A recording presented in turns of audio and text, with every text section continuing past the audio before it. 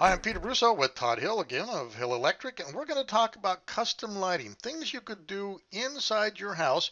Now, obviously, we've covered this in some of the other podcasts, but let's talk about recessed lighting. If I really want to bump my house up to really pop, talk to me about some of the recessed lighting options.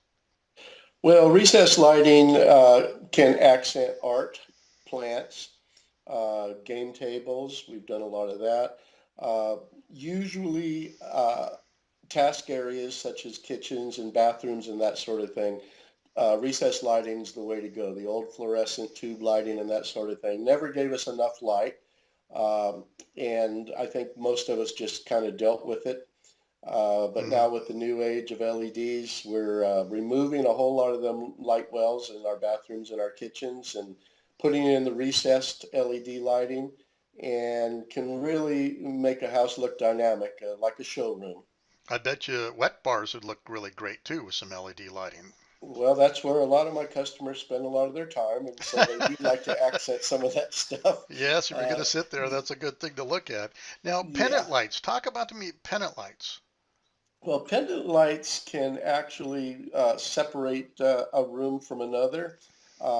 They can. I usually will end up acquiring a job where we uh, have a room full of lights on one switch, recessed lights, and what we'll do is we'll separate maybe three of those away from the other six, we'll say, add a switch, usually a dimmer, and then the pendant lights can be over, say, a wet bar that separates a dining room from a kitchen, and then we put it on its own independent dimmer. We can set a mood, and now you're separating two different lighting areas by doing Interesting. so.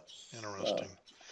Now, LED lighting. Talk to me about the kitchen because we talked about it in one of the other podcasts, but it's perfect for here.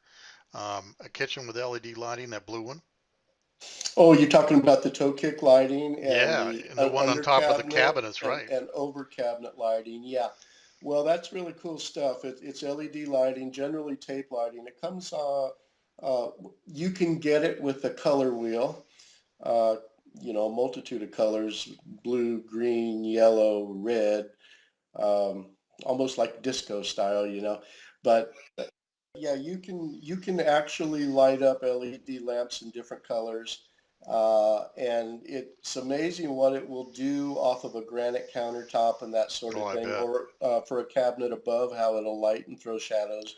Right. Uh, if you can imagine, say, green shadows above your kitchen cabinets, and the rest of your room is ambient with a warm white light and that sort of thing on separate dimmers, and you can regulate the mood and that sort of thing. It's just really cool stuff. Yeah, that is cool. Now, you do chandelier installation, so if a client purchases a chandelier or you get in the middle of helping them purchase the right one for the house and all that stuff, you will install them, correct?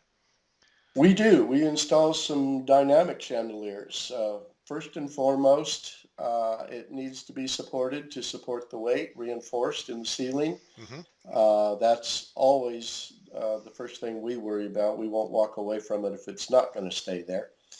Good Um, idea. That's a good idea. yeah, well, it is, but we find that a lot of we followed behind some other applications that they had a beautiful chandelier there, but that guy was not secure. So that's something that we literally emphasize. Um, Beautiful chandeliers with crystals and that sort of thing. I Hmm. love the way they throw shadows and accent your entryway and dining areas and that sort of thing. So, yeah, a beautiful chandelier can actually make a home. Yeah, I can at least the entryway too. I mean, that's a stunning way of getting there, and you don't want that expensive chandelier coming down on the floor or on somebody else. So that's probably one of the safety is the most important thing there, I think. I would Right? say first and foremost, yes, sir. Yes, yes, sir. Safety is first and foremost. And now, also on custom lighting, you will install security lights and things like that as well, right? We do a lot of security lighting, indoor and outdoor, actually. Um, Most of it on the exterior is dusk to dawn with a motion sensor. We can put your existing recessed lighting on a motion sensor so that Really? Oh yeah, Huh. you've got these beautiful back patios with nice lighting and that sort of thing. And as long as you're outside sitting around the table and entertaining, those lights will stay on with the motion sensor. Once you go in, depending on how you set it, it'll usually go off after 5 minutes. If somebody that doesn't belong out there, or let's say even you're letting your dog go out to sniff around a little bit, the lights will come on. That's Uh, pretty cool. I didn't know you could do that. yeah, it's actually pretty popular.